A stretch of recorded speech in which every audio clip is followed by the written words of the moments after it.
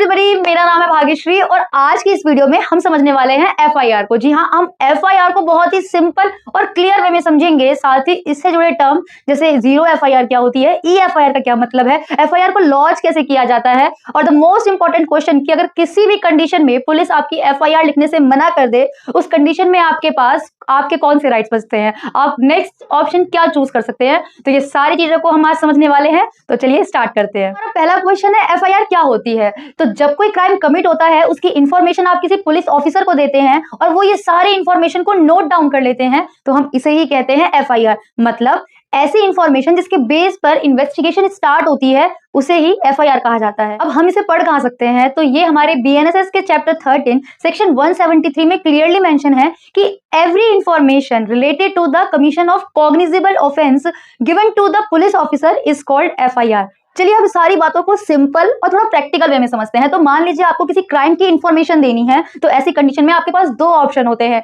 या तो आप पुलिस स्टेशन जा सकते हैं या फिर आप मजिस्ट्रेट के पास जा सकते हैं। तो हम पहले पुलिस स्टेशन चलते हैं। तो जब आप पुलिस स्टेशन में अपनी क्राइम की इंफॉर्मेशन देते हैं, उस टाइम पे पुलिस ये चेक करता है कि जो आपका क्राइम या जिस ऑफेंस के बारे में आप इंफॉर्मेशन दे रहे हैं वो किस नेचर का क्राइम है। तो हो सकता है वो बहुत ही सीरियस नेचर का क्राइम हो, जैसे रेप, मर्डर, किडनैपिंग या फिर रॉबरी जैसा। तो क्योंकि ये सीरियस नेचर क्राइम होते हैं, यहाँ पर पुलिस को तुरंत इन्वेस्टिगेशन स्टार्ट करनी ही होती है। क्यों? नहीं तो हो सकता है जो हमारा ऑफेंडर है वो भाग जाए, या फिर जो सबूत है, हमारे एविडेंस है, उन्हें हटा दिया जाए, गायब कर दिया जाए, या फिर हो सकता है विटनेस को डराया जाए, धमकाया जाए। तो ऐसे नेचर के क्राइम में पुलिस को तुरंत इन्वेस्टिगेशन स्टार्ट करनी होती है। इसलिए वो बिना मजिस्ट्रेट के परमिशन के इन्वेस्टिगेशन स्टार्ट कर सकते हैं और बिना किसी वारंट के अरेस्ट भी कर सकते हैं। तो क्योंकि ये जो हमारा ऑफेंस है बहुत ही सीरियस नेचर का है, इसलिए हमारी जो पुलिस है वो तुरंत सेक्शन 173 के अंडर हमारी एफआईआर को लॉन्च कर देती है, मतलब वो एफआईआर फाइल कर देती है। क्लियर?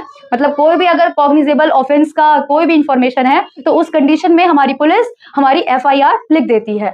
अब वहीं अगर आपकी इंफॉर्मेशन किसी लेस सीरियस क्राइम की है, जिसे हम कहते हैं नॉन कॉग्निजेबल ऑफेंस, तो ऐसी कंडीशन में पुलिस आपकी सारी इंफॉर्मेशन को एनसीआर में लिखेगी, मतलब नॉन कॉग्निजेबल रजिस्टर्ड। ओके, तो फिर एनसीआर में लिखने के बाद अब क्या, तो एनसीआर में लिखने के बाद पुलिस आपको भेजती है मजिस्ट्रेट के पास। वहां मजिस्ट्रेट आपकी सारी इंफॉर्मेशन को सुनते हुए एक कंप्लेन लिखते हैं, और कंप्लेन लिखने के बाद वो पुलिस को डायरेक्ट करते हैं कि इसमें इन्वेस्टिगेशन होनी है, नहीं होनी, अरेस्ट होना है, क्या होना है, आगे का सब कुछ। ओके, तो अभी हमने क्या देखा कि एफआईआर सिर्फ तभी लिखी जाती है जब हमारा क्राइम किसी कॉग्निजेबल ऑफेंस का होता है। वहीं अगर वो क्राइम नॉन कॉग्निजेबल ऑफेंस में आता है, तो उस कंडीशन में पुलिस एनसीआर में नोट डाउन कर लेती है। ठीक है, अब आते हैं अपने सेकंड ऑप्शन के पास। तो मान लीजिए किसी कंडीशन में आप पुलिस के पास नहीं जा पाते, या पुलिस आपकी कंप्लेन लिखने से मना कर देती है, उस कंडीशन में आप सीधे मजिस्ट्रेट के पास आते हैं। अब मजिस्ट्रेट आपकी इंफॉर्मेशन को सुनते हुए एक कंप्लेन लिखेंगे, और कंप्लेन के बेस पे अगर आपकी इंफॉर्मेशन किसी कॉग्निजेबल ऑफेंस की है, मतलब किसी सीरियस क्राइम की है, तो वो पुलिस को डायरेक्ट करेंगे कि वो एफआईआर लिखे। और अगर वहीं आपकी कंप्लेन किसी नॉन कॉग्निजेबल ऑफेंस की है, तो आगे का प्रोसीजर आपको पता है ना, कि वो फिर से पुलिस को डायरेक्ट करेगी कि इसके आगे इन्वेस्टिगेशन होनी है, नहीं होनी, वो सब कुछ। तो अभी हमने क्या देखा कि अगर हमारी क्राइम की इंफॉर्मेशन किसी सीरियस नेचर के क्राइम की है, तो उस कंडीशन में पुलिस तुरंत एफआईआर लिख देती है, और वहीं अगर वो लेस सीरियस नेचर की है, तो ऐसी कंडीशन में पुलिस उसे एफआईआर में ना लिखकर वो एनसीआर में लिखती है। क्लियर? और अगर किसी कंडीशन की वजह से पुलिस के पास वो इंफॉर्मेशन आप नहीं दे पा रहे हैं, तो हम सीधे मजिस्ट्रेट के पास आते हैं और मजिस्ट्रेट कंप्लेन लिखते हैं। तो एनसीआर, एफआईआर और कंप्लेन। ओके, तो ये तीनों चीजों का वैसे मोटिव तो एक ही है ना, कि हमें क्राइम की आगे की इन्वेस्टिगेशन करवानी है, राइट? तो जब पुलिस को डायरेक्ट किया जाता है इन्वेस्टिगेशन के लिए, अगर एफआईआर हुई है तो पुलिस खुद इन्वेस्टिगेशन स्टार्ट कर देगी, अगर एनसीआर हुआ है या फिर कंप्लेन हुआ है तो फिर पुलिस मजिस्ट्रेट की गाइडलाइंस के अकॉर्डिंग इन्वेस्टिगेशन स्टार्ट कर देगी। और जब पुलिस इन्वेस्टिगेशन स्टार्ट कर देती है और उसको जो भी कुछ एविडेंस मिलते हैं, जो भी स्टेटमेंट्स मिलते हैं, वो उन सभी की रिपोर्ट फिर से मजिस्ट्रेट को रिपोर्ट करती है। और इस रिपोर्ट को, जो पुलिस ने रिपोर्ट सबमिट करी है मजिस्ट्रेट के पास, हम इसे ही कहते हैं चालान या चार्जशीट। तो आई होप कि आपको बहुत सारे जो लीगल टर्म्स हैं वो क्लियर हुए होंगे। फर्स्ट इज कॉग्निजेबल ऑफेंस, मतलब सीरियस नेचर के क्राइम। नॉन कॉग्निजेबल ऑफेंस जो लेस सीरियस है, लेस अर्जेंट है। एनसीआर जिसमें लेस सीरियस नेचर के क्राइम की इंफॉर्मेशन लिखी जाती है। एफआईआर जिसमें अर्जेंट इंफॉर्मेशन लिखी जाती है जो सीरियस क्राइम की है। और दूसरी कंप्लेन। क्या डिफरेंस है कंप्लेन और एफआईआर में? तो कंप्लेन हमेशा मजिस्ट्रेट के पास लिखी जाती है, जिसके बाद वो पुलिस को आगे डायरेक्ट करते हैं। नेक्स्ट चार्जशीट या फिर चालान क्या होता है? तो पुलिस जब ये सारी नोट डाउन करने के बाद इंफॉर्मेशन जो इन्वेस्टिगेशन करती है और फिर से उसको मजिस्ट्रेट के पास सबमिट करती है, रिपोर्ट करती है, तो उसे ही हम कहते हैं चार्जशीट या फिर चालान। तो आई होप कि आपको यहां तक क्लियर हो गया होगा कि एनसीआर, चालान, पुलिस रिपोर्ट, चार्जशीट, एफआईआर, ये सब क्या टर्म्स हैं। ओके, अब हम बढ़ते हैं आगे। 173 के मेन कॉन्सेप्ट को तो समझ लिया, लेकिन इसमें दो प्रोवाइजो भी हैं। प्रोवाइजो बोले तो कोई भी स्पेशल कंडीशन। तो इसका जो पहला प्रोवाइजो ये कहता है कि अगर कोई भी कंप्लेनेंट जो एफआईआर कराने आए हैं, अगर वो कोई विमेन है और वो किसी भी कॉग्निजेबल ऑफेंस जैसे रेप, स्टॉकिंग, इस टाइप की किसी भी ऑफेंस के बारे में इंफॉर्मेशन देना चाहती हैं, तो ये एफआईआर कोई विमेन पुलिस ऑफिसर ही नोट डाउन करेंगी, लॉन्च करेंगी। मतलब एफआईआर कोई विमेन पुलिस ऑफिसर ही लिखेगा।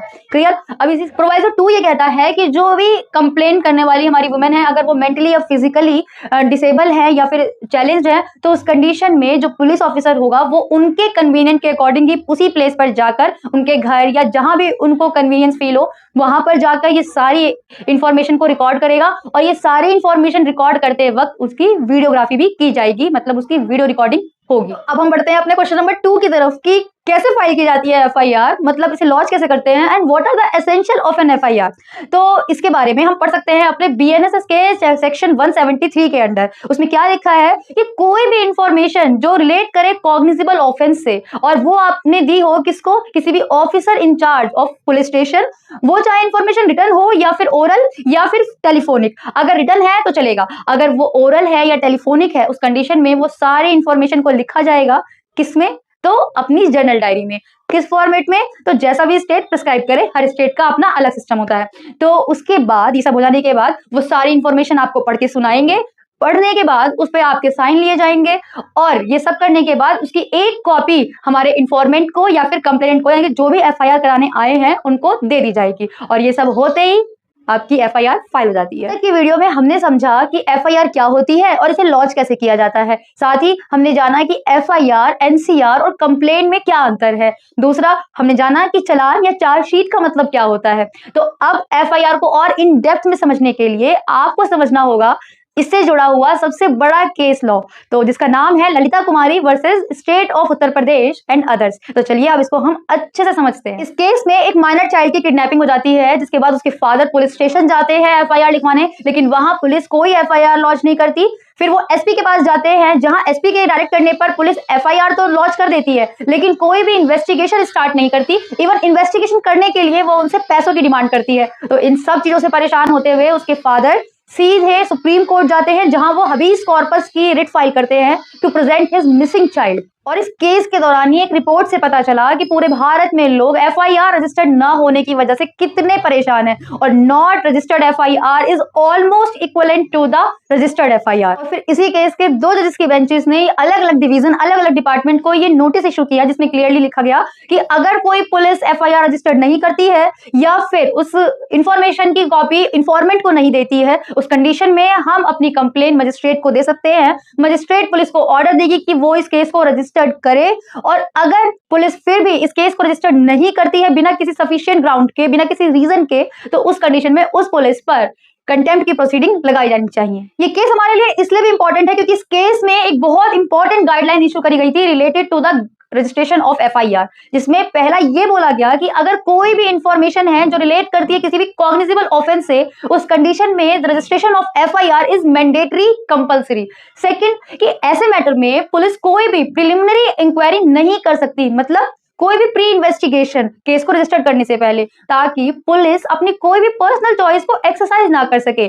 अगर इंफॉर्मेंट ने कोई भी इंफॉर्मेशन दी है जो रिलेट कर रही है किसी भी कॉग्निजेबल ऑफेंस से, उस कंडीशन में बिना किसी इंक्वायरी के पुलिस अपनी एफआईआर रजिस्टर्ड करेगी। क्लियर? तो हुआ गाइडलाइन का पहला पार्ट। अब बात करते हैं इसके दूसरे पार्ट के बारे में। तो देखिए, इस प्रोविजन का ना मिसयूज होने के चांसेस बहुत ज्यादा हैं। क्यों? क्योंकि कई बार तो एफआईआर जेन्युइन होती है, बट कभी कभी सामने वाली पार्टी को हैरास करने के लिए, परेशान करने के लिए लोग झूठे एलिगेशंस भी लगा देते हैं। तो ऐसी कंडीशन में कोर्ट ने इस बात को ध्यान रखते हुए एक लिस्ट प्रोवाइड करी कुछ केसेस की, और बोला कि अगर कुछ ऐसे मैटर है जहां पर पुलिस कंफ्यूज है कि ये ऑफेंस कॉग्निजेबल था या नॉन कॉग्निजेबल, उस कंडीशन में पुलिस प्रीलिमिनरी इंक्वायरी कर सकती है।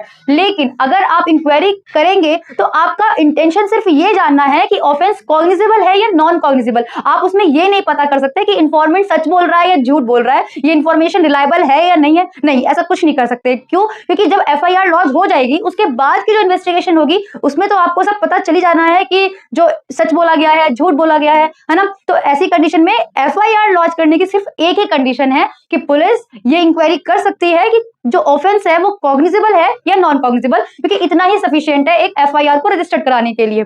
तो अगर ऑफेंस कॉग्निजेबल है, इंक्वायरी में ये पता चलता है, तो पुलिस एफआईआर लॉन्च कर देगी। लेकिन अगर वो इंफॉर्मेशन के बेस पे उनको पता चलता है कि ये जो ऑफेंस हुआ है ये नॉन कॉग्निजेबल है, तो आपको अपने इंफॉर्मेंट को 7 दिन के अंदर ये बताना होगा अपनी इंक्वायरी के बाद कि आपने एफआईआर को लॉन्च नहीं किया, और अगर लॉन्च नहीं किया तो क्यों नहीं किया उसका रीजन देना होगा। और ये सारी बातें आप अपनी जर्नल डायरी में लिखेंगे कि आपको क्या इंफॉर्मेशन मिली थी, आपने इस पर इंक्वायरी करी, आपने एफआईआर रजिस्टर्ड करी कि नहीं करी, ये सब कुछ। तो अब हम समझते हैं सबसे इंपॉर्टेंट क्वेश्चन को कि अगर कोई पुलिस आपकी एफआईआर लिखने से मना कर दे तो उस कंडीशन में आप क्या कर सकते हैं। तो बेसिकली कि जब भी आपको किसी भी क्राइम की इंफॉर्मेशन देनी होती है उस कंडीशन में आपके पास 3 ऑप्शंस होते हैं जिन्हें अभी हम 1 बाय 1 समझेंगे।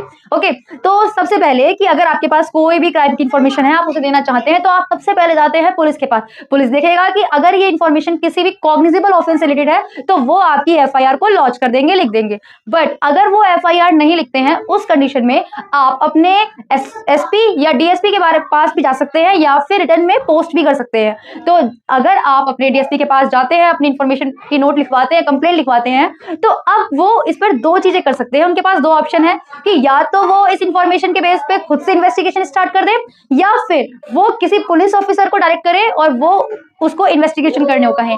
बट अगर आपके एसपी या डीएसपी भी आपकी एफआईआर लॉन्च नहीं करते हैं उस कंडीशन में आप अपने मजिस्ट्रेट के पास जा सकते हैं अपनी इंफॉर्मेशन को लेकर, और वो वहां पर आपकी कंप्लेन लिखेंगे और उसके बाद हो सकता है कि वो आगे इन्वेस्टिगेशन के लिए पुलिस को डायरेक्ट करें। बट ध्यान रहे मजिस्ट्रेट की ये अपनी एक डिस्क्रिशनरी पावर है जिसके बेस पे मजिस्ट्रेट मे और may not direct to investigate. अच्छा, यहाँ पर ना हमें एक बात समझने की जरूरत है। हमें ऐसा लगता है कि जब तक किसी भी मैटर में एफआईआर ना हो जाए तब तक पुलिस उसे सीरियसली नहीं लेती, उस पर सीरियसली इन्वेस्टिगेशन नहीं करती। इसलिए लोग कई बार बातों को बहुत ज्यादा बढ़ा चढ़ाकर बताते हैं ताकि बस किसी भी तरीके से एफआईआर हो जाए। लेकिन यहां पर अगर ऐसा आप करते हैं तो आपको 2 बात समझनी चाहिए।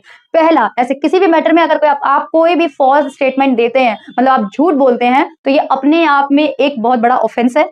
दूसरा, माना कि जो नॉन कॉग्निजेबल ऑफेंस है यानी जो लेस सीरियस नेचर के हैं उनमें एफआईआर नहीं होती, बट इसमें भी सेम प्रोसीजर ही होता है, सेम टाइमलाइन होती है। बस डिफरेंस इतना है कि यहाँ पर इन्वेस्टिगेशन करने से पहले और अरेस्ट करने से पहले मजिस्ट्रेट की परमिशन ली जाती है, बाकी सब सेम है, कुछ भी अलग नहीं। तो इसलिए कभी भी आप झूठी इंफॉर्मेशन ना दे पुलिस को, अदरवाइज ये उल्टा आप पर ही पड़ सकता है, आपको ही पनिशमेंट मिल सकती है। आई होप कि अब तक तो आपने एफआईआर के बारे में बहुत कुछ नया जाना होगा, लेकिन अभी बस 2 टर्म हमें और डिस्कस करने हैं जो एफआईआर से रिलेटेड है। पहला है जीरो एफआईआर, दूसरा है ई एफआईआर। तो जीरो एफआईआर कॉन्सेप्ट के आने से पहले हम बहुत कंफ्यूज हुआ करते थे कि आखिर एफआईआर कहां रजिस्टर्ड होनी चाहिए, जहां क्राइम कमिट हुआ है वहां, या जहां से ऑफेंडर बिलोंग करता है वहां, या जहां से हम बिलोंग करते हैं वहां एफआईआर हो। लेकिन इस कॉन्सेप्ट के आने के बाद ये सारी कंफ्यूजन दूर हो गई। ये कॉन्सेप्ट ये कहता है कि आप बस अपने पास के किसी भी पुलिस स्टेशन में एफआईआर रजिस्टर्ड करा दीजिए। अब ये पुलिस का काम है कि वो आपकी इंफॉर्मेशन के बेस पे आपकी एफआईआर को वो आपके एप्रोप्रिएट पुलिस स्टेशन पे पहुंचाए, और जहां पर वो इस जीरो एफआईआर को रेगुलर एफआईआर में कन्वर्ट कर देंगे। मतलब आपको यानी कि इंफॉर्मेंट को कोई टेंशन लेने की जरूरत नहीं है जुरिडिक्शन के रिगार्डिंग, ये पुलिस हैंडल करेगी अपने आप। आपको बस पुलिस स्टेशन तक एफआईआर कराने जाना है, दैट्स इट।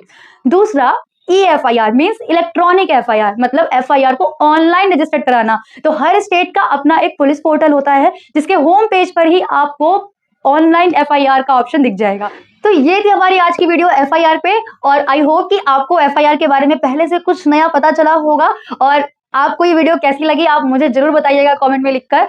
और दूसरी चीज, अगर आपके पास कोई सजेशन है मेरे लिए तो आप वो भी चैट बॉक्स में लिख सकते हैं। और अगर आपको सब कुछ अच्छा लगा तो please hit the subscribe button and do like and share. तब तक मिलते हैं नेक्स्ट वीडियो में, बाय बाय।